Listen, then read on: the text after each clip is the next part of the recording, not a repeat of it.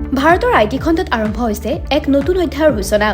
22 ছেপ্টেম্বৰত কেন্দ্ৰীয় মন্ত্ৰী অশ্বিনী বৈষ্ণৱে নিজৰ এক্স হেণ্ডেলত এটা পোষ্টযোগে ঘোষণা কৰিছিল যে এতিয়াৰ পৰা নথিপত্ৰ, স্প্ৰেডশ্বীট আৰু প্ৰেজেণ্টেশ্যনৰ বাবে জোহো ব্যৱহাৰ কৰা হ'ব।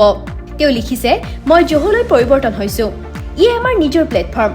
অৰ্থাৎ সেইদিনা কেন্দ্ৰীয় মন্ত্ৰীগৰাকীয়ে ঘোষণা কৰিছিল যে মাইক্ৰছফ্ট অফিচ, গুগল ডক্সত বহু কামত ব্যৱহাৰ কৰা নহয়।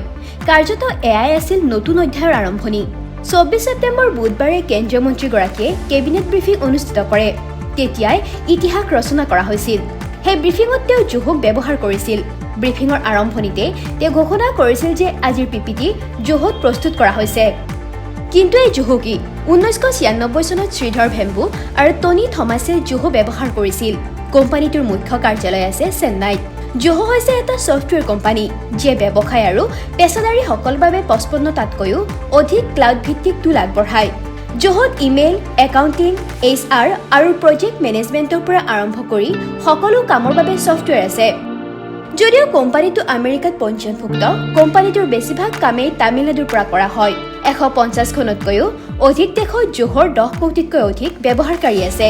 ফলত এই কোম্পানীটো কেৱল স্বাৱলম্বী ভাৰতৰে প্ৰতীক নহয়। এই কোম্পানীটোৱে প্ৰমাণ কৰে যে ভাৰতীয় কোম্পানীসমূহেও আন্তঃৰাষ্ট্ৰীয় প্লেটফৰ্মক প্ৰত্যাহ্বান জনাব পাৰে। News desk report, TV9 Assam.